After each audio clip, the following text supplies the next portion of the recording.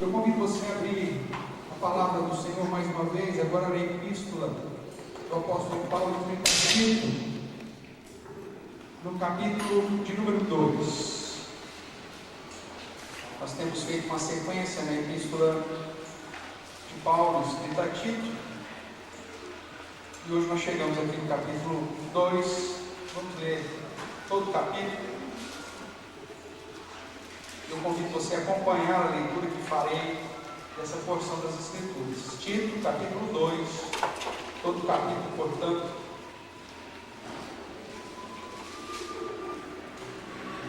Diz assim, portanto, a palavra do nosso Deus, epístola de Paulo a Tito, capítulo 2, de 1 a 15, diz a palavra: Tu, porém, fala o que convém à sã doutrina.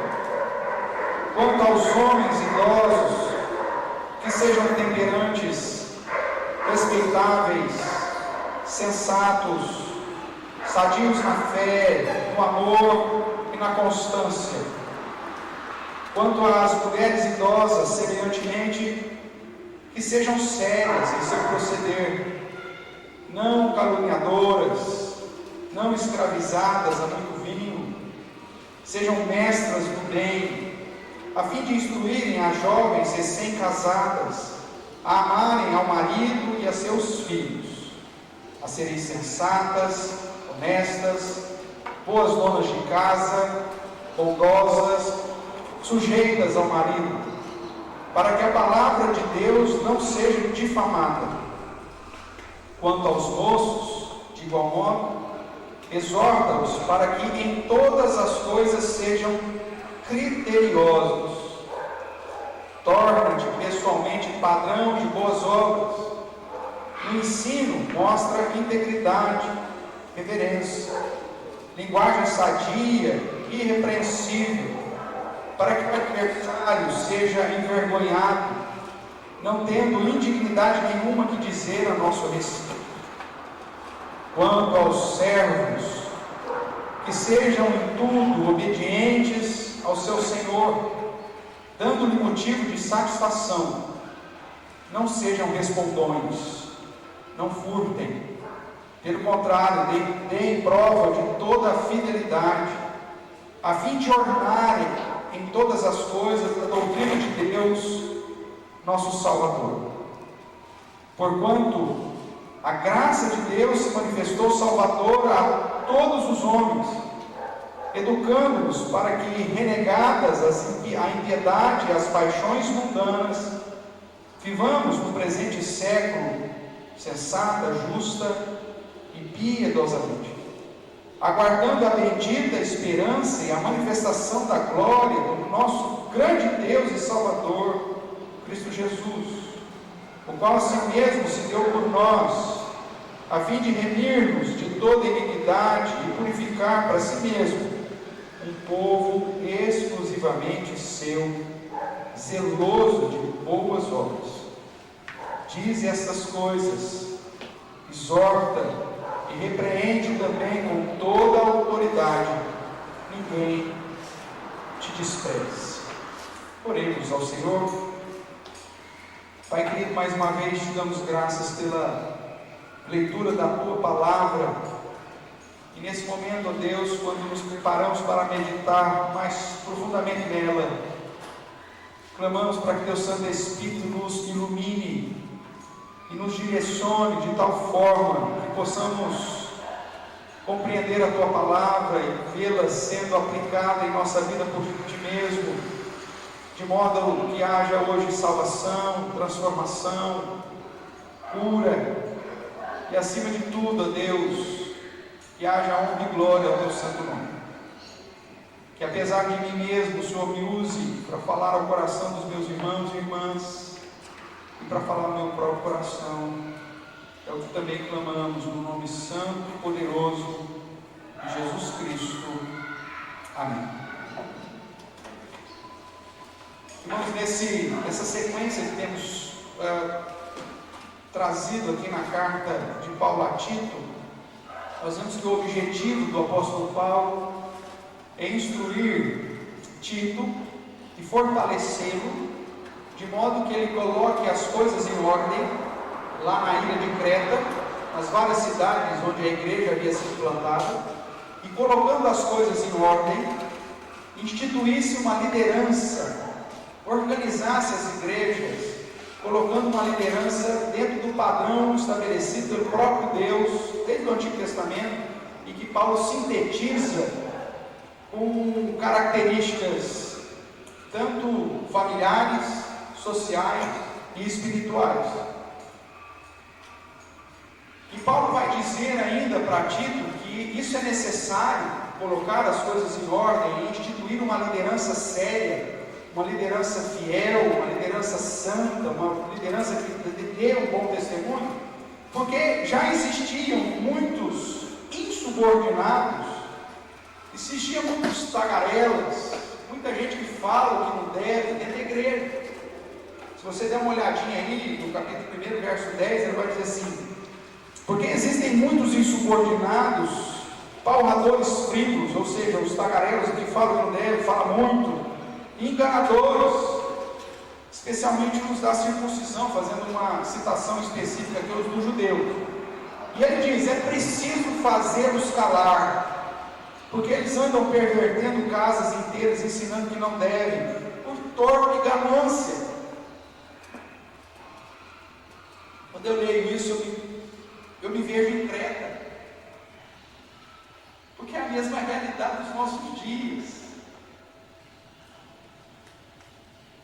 A igreja precisa ser reformada, restaurada, as coisas em ordem precisam ser colocadas, a liderança precisa ser novamente estabelecida, não segundo o padrão social, não segundo o sobrenome, não segundo as posses, não segundo os interesses, mas segundo o padrão bíblico. Porque só assim nós vamos conseguir colocar as coisas em ordem, trazer a igreja de volta para o padrão que ela deveria permanecer, e não ser conduzida por falsos mestres e falsas doutrinas. No final ainda do capítulo 1, o apóstolo Paulo vai dizer a respeito dessas pessoas que estão dentro da igreja, verso 16: no tocante a Deus, professam conhecê-lo e se dizem crentes, entretanto negam por suas obras. E é por isso que eles são abomináveis, detestáveis, essa é a ideia, desobedientes e reprovados para toda boa obra. Eu quero chamar a sua atenção para um paralelo interessante no final do capítulo 1 para o final do capítulo 2. Veja que aqueles que não seguem a sã doutrina, que andam pervertendo casas inteiras, que estão fazendo ou assumindo uma posição de liderança na igreja por torpe e ganância, eles são reprovados quanto às boas obras. Aquilo que eles fazem não vale nada para Deus. Mas veja o final do capítulo 2, no verso 14. Falando que Jesus a si mesmo se deu por nós, a fim de remir-nos de toda a iniquidade, ou seja, de toda a desobediência, de toda a abominação, e purificar para si mesmo um povo exclusivamente seu, zeloso do quê? De boas obras. Boas obras que os insubordinados, os palmadores frívolos e enganadores foram reprovados. Dizem que conhecem a Deus, que são crentes, têm cara de piedade, usam expressões características daqueles que temem a Deus, mas as suas obras, as suas atitudes demonstram que são abomináveis, reprovados, desobedientes. E é nesse sentido que ele começa então no capítulo 2, falando para ti: quanto a você, Tito, que não é contado entre esses insubordinados, esses palmadores frívolos, esses enganadores, esses homens que dizem conhecer a Deus, mas negam por suas obras, que são abomináveis, desobedientes e reprovados, tu, ó Tito, fala o que convém. O que está escrito aí? a sã doutrina. Fala daquilo que a Bíblia ensina.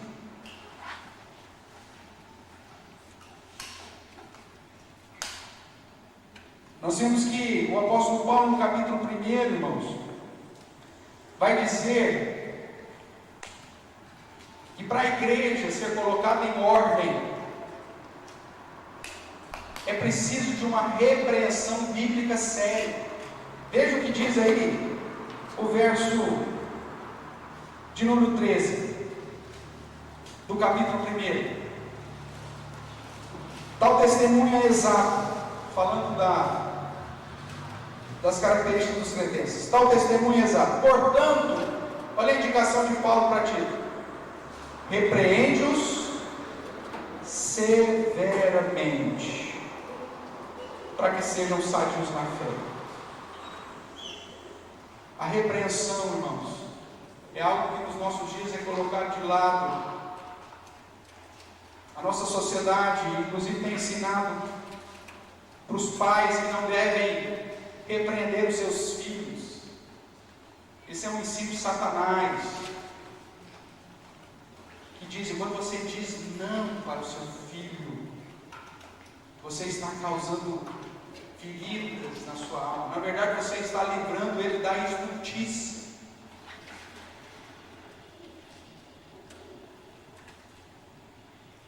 E da mesma forma, quando a igreja prega a sã doutrina, o evangelho inteiro, não a parte que lhe agrada, quando se declara que a Bíblia sim é a palavra de Deus e importante, e que nela deve estar o fundamento da nossa fé, a repreensão vai ser algo necessário. E mais uma vez eu quero chamar a sua atenção para um paralelo entre o capítulo 1 e o capítulo 2.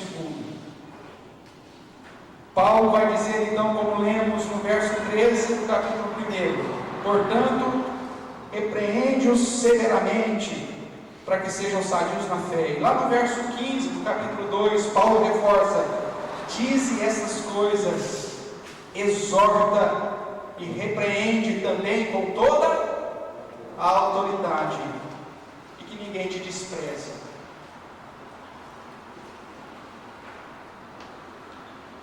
Eu não sei se você tem acompanhado as palavras, as normas que o apóstolo Paulo está apresentando para Tito, mas até agora é só corrige, repreende, ensina severamente, com autoridade, fala sobre a sã doutrina. Irmãos, a igreja não é um teatro,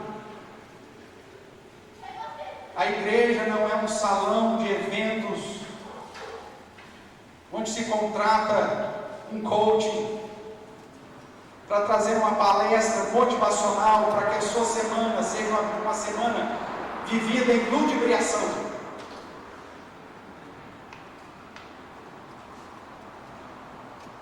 Mas a igreja é o lugar que Deus estabeleceu como instituição para que as coisas estejam em ordem e para que uma liderança santa e bem preparada, com testemunho de vida, te repreenda, te exorte, te corrija, te ensine severamente se for preciso e com autoridade, e determinando que ninguém despreze.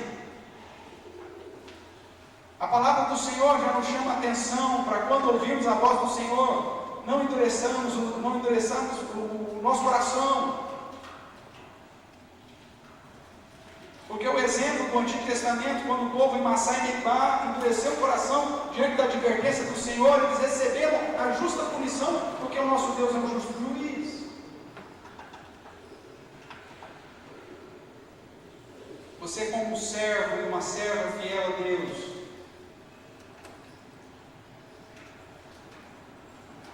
deve procurar uma porção do povo de Deus que realmente esteja preocupado com a sua fé, com a sua vida espiritual, com o seu crescimento no conhecimento da própria palavra de Deus e na graça. não somos um grupo social, não somos uma associação motivacional, não somos um grupo de autoajuda, nós somos um corpo de Cristo e que precisa ser pautado segundo a palavra do próprio Cristo. Por isso, Paulo escreve a Tito dizendo que eles devem viver uma vida no conhecimento da sã doutrina, de tal forma que a prática de vida dessas pessoas reflita de um modo claro a doutrina que segue. E é por isso que Paulo faz aqui uma divisão com vários grupos que ele aponta para todos os homens. Verso 2 ele fala sobre os homens idosos. Depois o verso 3 ele fala sobre as mulheres idosas, e já de imediato entra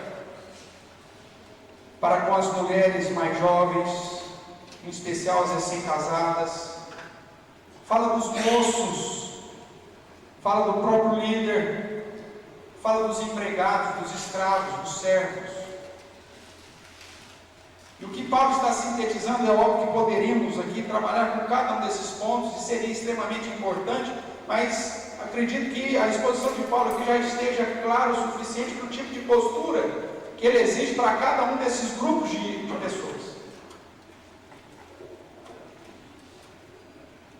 E sintetizando o que Paulo está falando é o seguinte: seja você um homem idoso, uma mulher idosa, ou uma jovem mulher, ou um moço, ou um líder, ou um escravo, a sua prática de vida, as suas obras precisam refletir a sua crença, a sua fé e o conhecimento da sã doutrina.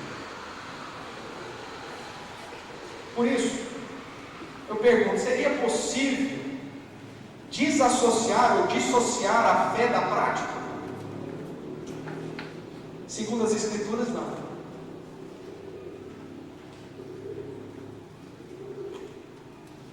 Ou nossa conduta de vida está atrelada ao que cremos verdadeiramente? É possível dizer: olha, na igreja eu creio e ajo dessa forma, mas na segunda-feira, lá no meu trabalho, aí são outros 500. Aqui eu me apresento a Deus em fidelidade, em santidade, em busca sincera de demonstrar a minha fé, mas na segunda-feira, lá na minha casa, lá no meu trabalho, lá na minha escola, eu vou agir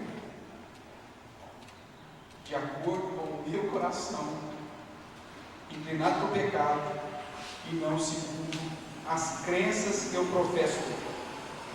Como desse? Nós sabemos que essa relação da fé e da prática,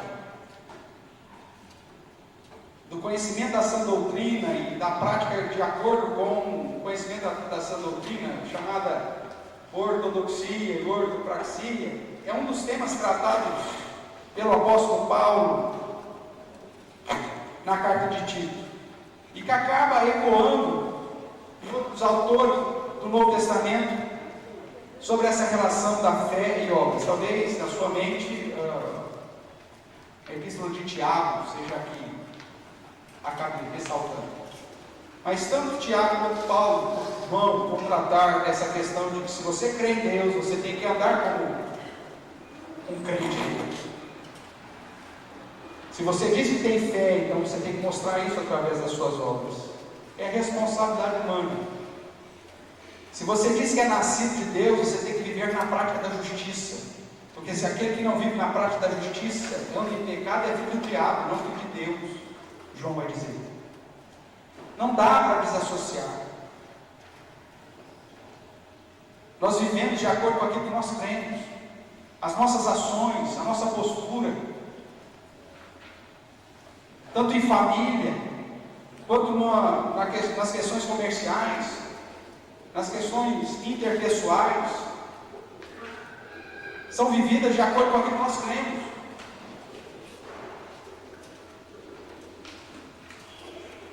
Se as minhas crenças em Deus estão firmadas em meu coração, isso vai ser refletido em toda a minha atitude. É isso que eu quero chamar a sua atenção. Quando nós olhamos para Tiago, nós vemos que o seu ensino talvez seja mais enfático, porém o apóstolo Paulo não fica atrás. Inclusive ele faz uma relação extremamente entrelaçada sobre a sã doutrina e a prática verdadeiramente cristã. Na verdade, na visão de Paulo, a nossa conduta é reflexo da nossa crença, ou seja, o que cremos sobre Deus moldará como andamos em sua presença e diante dos homens.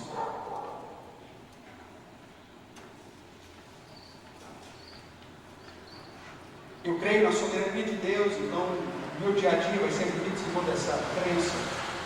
Eu creio na justiça de Deus, então as minhas atitudes serão justas, porque eu sei que um dia Ele irá me julgar. Minha crença moldando a minha prática. Essa linha de raciocínio, irmãos, nós podemos ainda dizer que nossas obras refletem o que cremos, e o que cremos é traduzido em obras. Jesus vai apresentar isso de uma maneira interessante quando ele diz: onde está o teu coração, estará o teu tesouro. Se você ama a Deus acima de todas as coisas, o seu objetivo é glorificar e exaltar aquele que nos salvou, a sua vida será vivida para cumprir isso. Se você reconhecer o que de fato Cristo realizou na cruz do Calvário por você, o seu principal objetivo vai ser demonstrar gratidão e obediência a esse Cristo.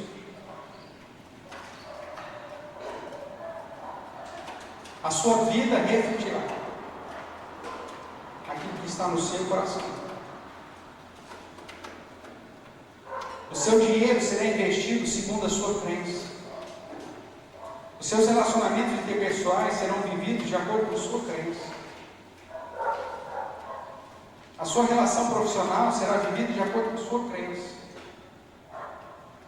E o que nós temos visto aqui, alguns que se dizem cristãos, discípulos de Cristo, têm tido práticas na família, na relação interpessoal e no trabalho, que não refletem absolutamente em nada os ensinos dos princípios da palavra de Deus. Os homens, ao invés de serem temperantes, respeitáveis, sábios, sadios na fé, no amor, na constância, vivem de modo dissoluto, cada um procurando satisfazer os próprios desejos carnais. As mulheres, que deveriam ser mestras do bem, acabam ensinando todas as práticas contrárias, são caluniadoras, escravizadas à língua, em busca da satisfação simplesmente carnal, não instruem as mais jovens, e as mais jovens, influenciadas por uma sociedade puramente antiteísta ou ateísta, com influências marxistas que dividem, que seccionam, que separam, formam grupos minoritários e agem e vivem de acordo com as crenças que têm recebido nos colégios, por professores que não temem a Deus. Isso reflete dentro da igreja.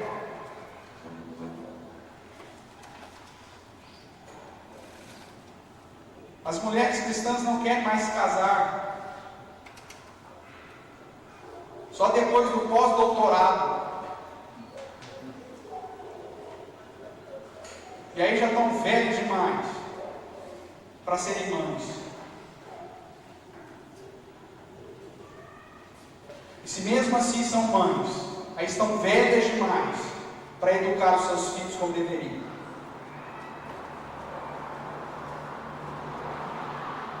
Essa postura anticristã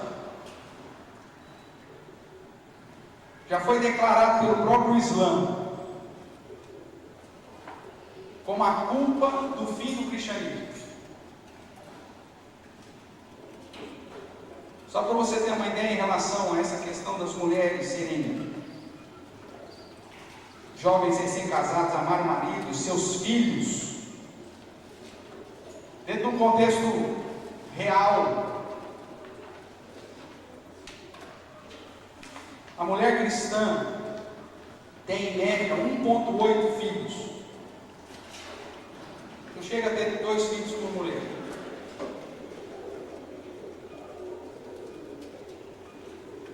Afinal de contas, ela tem que investir em outras áreas da vida. E o negócio de ser mãe dá muito trabalho. A mulher muçulmana, é lógico que o contexto é totalmente diferente, onde a mulher, obviamente, não tem nenhum tipo de respaldo, de respeito.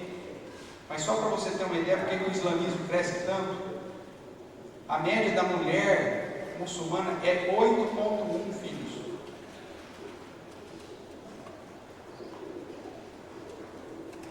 Quando a mulher cristã deixou de querer ser mãe, quando a mulher cristã deixou de querer amar ao marido e os filhos, quando a mulher cristã deixou de ser sensata, honesta, boas donas de casa e sujeitas ao marido, nós começamos a decretar o fim do cristianismo.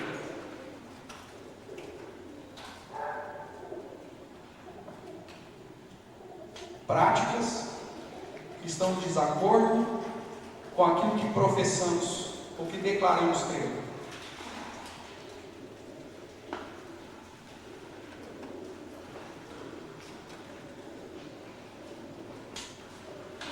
Herança do Senhor são os filhos. Feliz aquele que enche a sua aljava. Ah, isso é só o Antigo Testamento. Nosso Deus mudou, a sua palavra muda.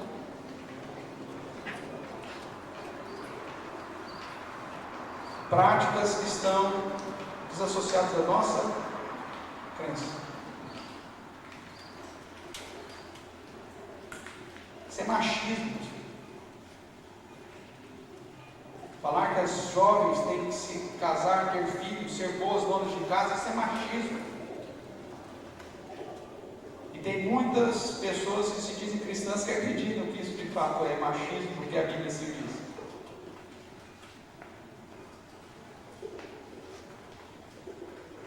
E quando chegam, talvez, à idade que poderiam ser mestras do bem, para conduzir as mais jovens a ter uma família saudável, que tem para oferecer? Ou nós começamos a voltar às práticas daquilo que nós cremos, ou a gente não conserta mais a nossa geração. Ou nós começamos a ensinar a Gigi, começamos a ensinar a Luísa, para serem mulheres segundo o padrão das Escrituras. Ou nós começamos a ensinar o Samuel, o Otávio, a Helena, o Gui, a Malu, a Duda, a Lulô, o Samuel, a Laís, sobre o padrão bíblico daquilo que se espera para glorificar o Senhor em relação àquilo que nós cremos e àquilo que nós praticamos. Ou daqui a pouco nós não teremos mais famílias, mas indivíduos na igreja.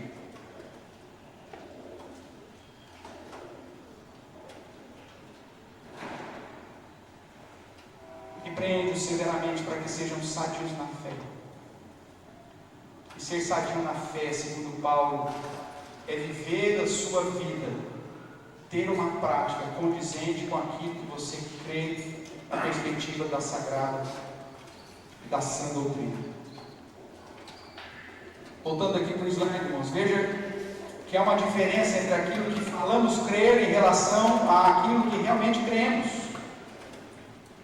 Os cretenses, que são os habitantes de Creta, onde Tito estava organizando as igrejas, declaravam crer em Deus, mas os seus atos demonstravam que a sua crença era superficial, apenas da boca para fora. Nós lemos aqui o verso 16 do capítulo 1. No tocante a Deus, professam conhecê-lo, entretanto negam por suas obras.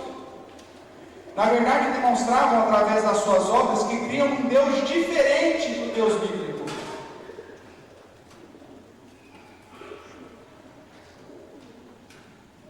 Criam no Deus do próprio umbigo.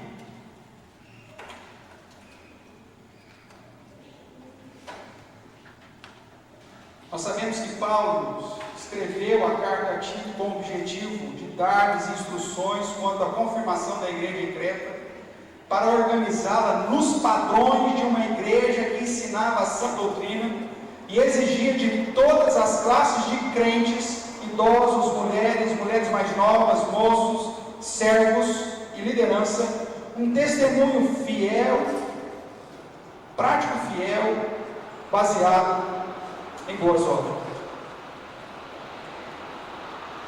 No capítulo 2, do verso 2 ou de 4 em diante, nós vemos instruções. O verso 10 reforça qual deveria ser a postura dos empregados em todas as classes. E por isso, também na sequência da carta, Paulo reforça isso. Dê uma olhadinha comigo, capítulo 3, verso 8, e depois o verso 14. Capítulo 3 de Tito, verso 8 diz: fiel é esta palavra, e quero que, no tocante a essas coisas, faças afirmação confiadamente, para que os que têm crido em Deus sejam solícitos na prática do quê? De boas obras. Essas coisas são excelentes e proveitosas aos homens. Ou seja, se você crê em Deus, viva de acordo com essa crença. Verso 14, capítulo 3. Agora, quanto aos nossos, que aprendam também a distinguir-se no quê? Nas boas obras, a favor dos necessitados, para não se tornarem infrutíferos. A crença na sã doutrina nos conduz a uma prática de acordo com essa crença.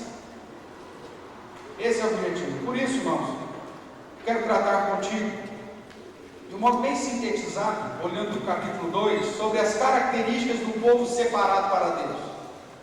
Veja que no verso 14 diz que Jesus se entregou por nós a fim de remir-nos de toda iniquidade e purificar para si um povo exclusivamente seu.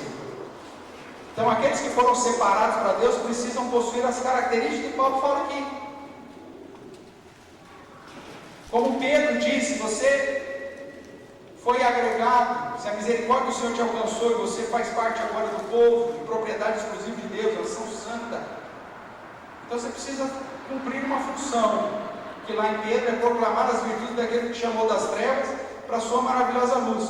E aqui Paulo vai dizer, olha, Deus, através de Jesus, separou um povo exclusivamente seu, que possui algumas características, e as que eu passo a apresentar aos irmãos a partir de agora. A primeira característica do povo separado para Deus é a fidelidade na sã doutrina. Tu, porém, fala o que convém à sã doutrina. Irmãos, não se engane, uma igreja que não prega a sã doutrina é uma instituição que reúne pessoas que determinam, que declaram que conhecem a Deus, mas as suas práticas são contrárias, portanto são reprovados.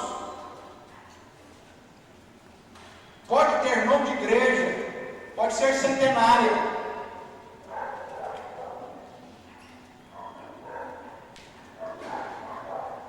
mas se as práticas não estão de acordo com a sã doutrina, são abomináveis, desobedientes e reprovados para toda boa obra. Não se engane.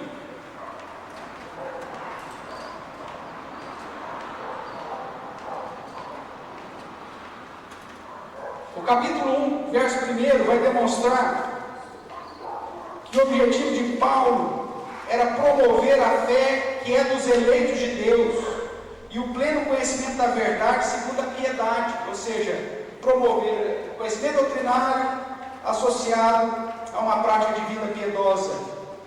Ele vai dizer assim: os seus objetivos, portanto, era promover a fé que é dos eleitos de Deus, isso através do ensino da sã doutrina, e segundo, promover o pleno conhecimento da verdade segundo a piedade, ou seja, trazer um padrão de modo de vida, de como se praticar, de como viver, de como agir.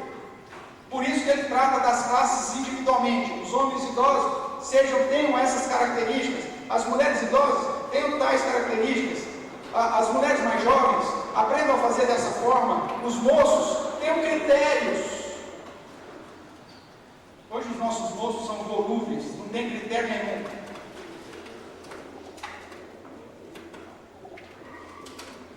Cada hora abraça uma ideologia diferente. Porque não tem critério, não está pautado na sã doutrina, não está dentro do padrão, não está dentro da perspectiva correta de Deus. Irmãos, uma igreja séria, uma igreja que prega o Evangelho todo, a todo homem, em todo tempo, que repreende, que exorta, que exige mudança de vida, que repreende severamente, que exorta e repreende com autoridade, para que a prática de vida esteja de acordo com aquilo que se ensina. É uma igreja que promove o conhecimento da fé na vida dos eleitos, é uma igreja que promove o pleno conhecimento da verdade, mas que o conduz à aplicação de uma vida piedosa, puritana.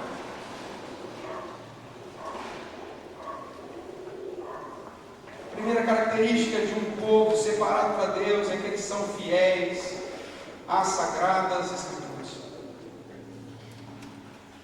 Dentro do objetivo de promover a fé, nós vemos que a base é conduzir Tito a organizar a igreja segundo as virtudes e ensinos que o próprio Paulo prescreveu.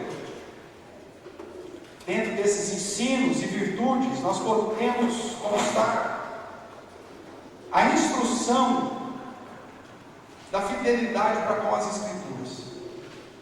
Vamos ver? Só em Tito, verso 5. Por essa causa te deixei em Creta, para que pusesse em ordem as coisas restantes, bem como em cada cidade constituísse presbítero de acordo com o quê? De acordo com o nome de família, de acordo com o saldo bancário, de acordo com o investimento que ele fará na obra. É isso que está escrito aí? Não, conforme te prescrevi. A prescrição que apresenta na sequência é vida santa, vida justa, fidelidade à palavra. Verso 9: sejam apegados à palavra fiel, que é segundo a doutrina. Nós já falamos que aqui doutrina não refere-se a usos e costumes, irmãos, mas é ensinamento tutano, né? Não é esse negócio, não pode cortar o cabelo, ou então tem que usar sapato preto, sapato marrom, de capeta. Isso é uso e costume.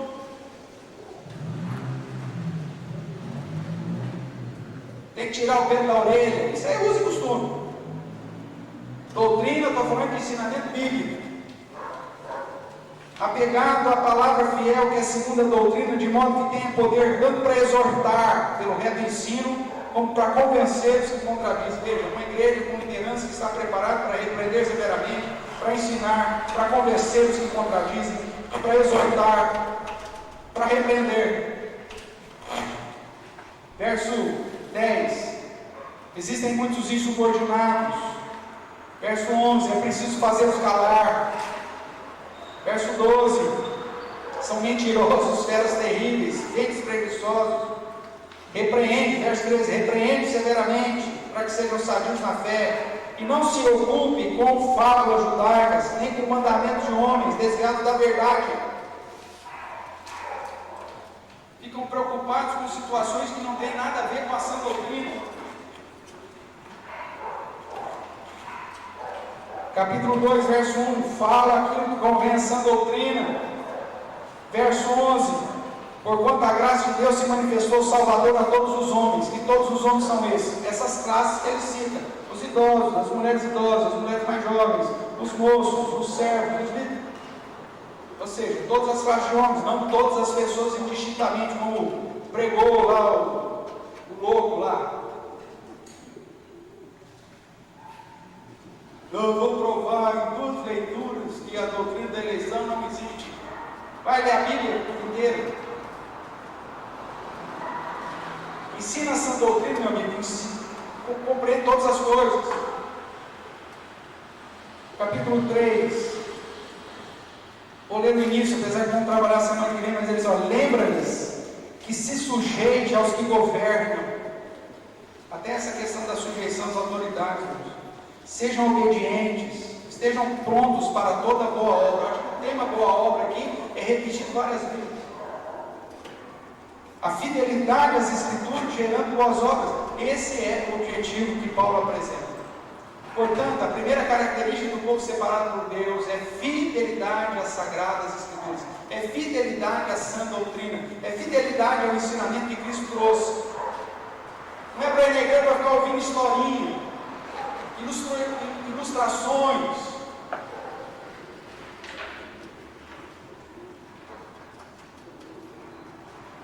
alegorias. Porque a alegoria é do diabo, como já está ouvindo. Porque quando eu apresento uma alegoria para você, você pode decodificar do jeito que o seu coração quer. E aí nós vemos várias pregações, inclusive de pessoas que se dizem pastores importantes, que pregam de modo alegórico. E aí você vai interpretar do modo que você gosta, e aí as pessoas gostam desse tipo de pregação, porque cada um interpreta de um jeito e cada um sai para casa achando que ele está certo.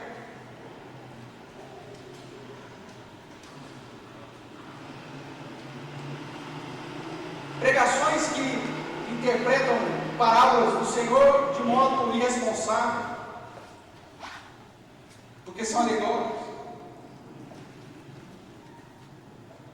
Que chegam para você e perguntam: onde você pendurou a sua arma? Ou onde está o seu machado? E aí você identifica qual que é o seu machado. Ou então simplesmente vai pregar sobre Davi e Golias e fala: quem é o seu gigante?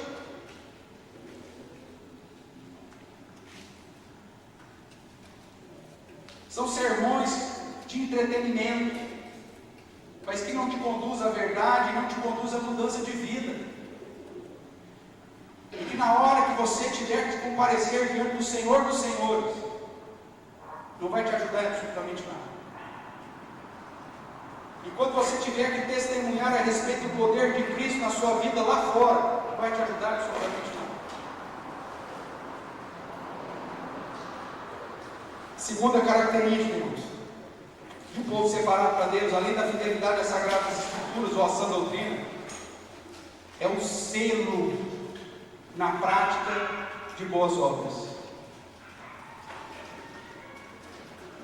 Capítulo 2, verso 7. Torna-te pessoalmente padrão do quê? Padrão de boas obras. Verso 14. Falando de Jesus, a qual si mesmo se deu por nós, a fim de remir-nos de toda iniquidade e purificar para si mesmo um povo exclusivamente seu, zeloso do quê? Boas obras. Dentro dessas boas obras, irmãos, são obras que glorificam o Senhor através de uma atitude fiel às Sagradas Escrituras. É óbvio que essas boas obras se referem também à obra da caridade. Nós vemos lá no final do capítulo 3 que ele vai dizer disso, inclusive de boas obras em favor dos necessitados. Mas aqui, quando eu refiro-me a boas obras, não significa você doar o agasalho na campanha do agasalho. Não me refiro a você, talvez, dar aqueles alimentos que vêm na sua cesta básica que a firma te dá, que você não gosta, então você passa para frente. Boas obras aqui, Tito, tem uma aplicação muito maior. são obras que glorificam e exaltam o nome do nosso Salvador. Nós vimos que o segundo objetivo de Paulo era promover a piedade. Portanto, essa prática de boas obras são práticas de piedade, que trata de uma postura de vida segundo a sã doutrina. Sendo assim, irmãos, as boas obras se constituem um dos temas principais da Epístola de Tito. Você já observou ele repetindo isso várias vezes. Se cremos em Deus, agimos de acordo com essa crença. Se cremos na justiça de Deus, andamos em justiça. Se cremos no amor de Deus, também amamos. Se cremos que Deus nos perdoou, também perdoamos. Isso são boas obras de piedade. E nessa premissa, Paulo prescreve então várias virtudes ou práticas que deveriam ser características na vida dos cristãos. Ele traz uma lista para a liderança, no capítulo 1, uma exortação para cada classe de crentes em Cristo, especificamente, e uma advertência geral para todos os homens, de um modo genérico, a partir do verso 11, com a esperança que tais crentes aprendam a distinguir-se no zelo das boas obras. Como já citamos no final do verso 14, um povo exclusivamente seu, zeloso de boas obras. No capítulo 3, verso 1, estejam prontos para toda boa obra. Verso 8, sejam solícitos na prática de boas obras. No verso 14 do 3, distingue-se nas boas obras a favor dos necessitados para não se tornarem infrutíferos. Duas características de um povo separado para Deus. É um povo que está firmado na sã doutrina, e um povo que está atento ao zelo na prática das boas obras, segundo a visão de Deus. Concluindo, irmãos, a sã doutrina nos garante que a graça de Deus nos alcançou, manifestando-se salvadora a todas as classes de homens e mulheres, sejam idosos, adultos, jovens, livres, até mesmo escravos, para um objetivo duplo, um objetivo dual: gerar fidelidade à doutrina de Deus, sua verdade revelada, e segundo, produzir uma conduta de vida que glorifique a Deus através da frutificação em boas obras. Uma sã doutrina que nos livre dos erros, das discussões insensatas, dos debates fúteis, e nos conduz à verdade da salvação pela graça em Cristo Jesus. E uma prática de boas obras que demonstra a nossa crença na sã doutrina, que não difame a palavra de Deus, que envergonhe o nosso adversário, que exalte a doutrina de Deus e a sua salvação através da obra de Jesus Cristo, e nos conduza a vivermos de modo frutíferos ou produtivos. Coisas estas que Paulo diz ser excelentes e proveitosas. Pastor, o que nós podemos aprender com tudo isso? Diante daquilo que ouvimos, irmãos, e que lemos, algumas questões devem surgir do seu coração. Primeiro, o que minhas obras estão falando sobre a minha crença? Aquilo que eu estou fazendo no meu dia a dia, o que está revelando sobre o que eu creio?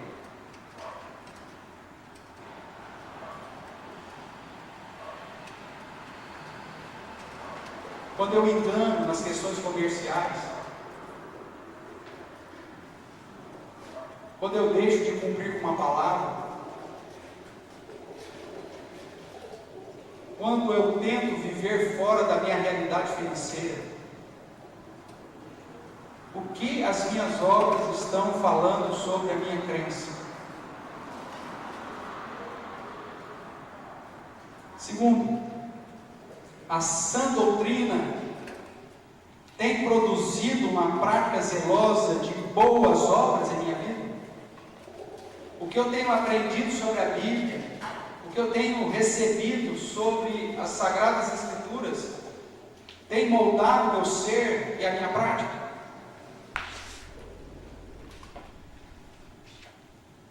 Terceiro,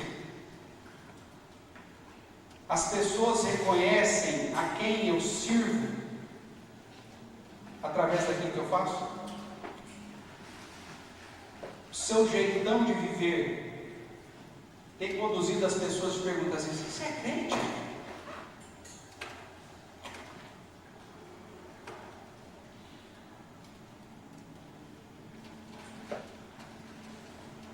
Se você quer possuir as características de um povo separado para Deus, as respostas para essas questões têm que estar bastante claras na sua vida, no seu dia a dia, no seu cotidiano, em tudo aquilo que você realizar. Seja aqui na igreja, seja na sua casa, seja lá na faculdade, no colégio,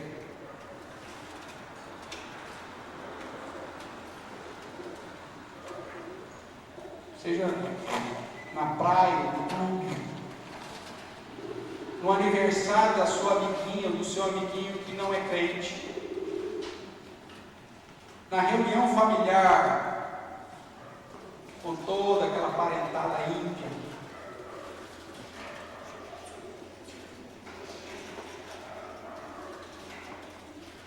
diante da sociedade, em relação à sua vida como cidadão, no cumprimento dos seus deveres, até mesmo na sujeição às autoridades diante de uma situação, irmãos, que nos impede de um monte de situações que são lícitas.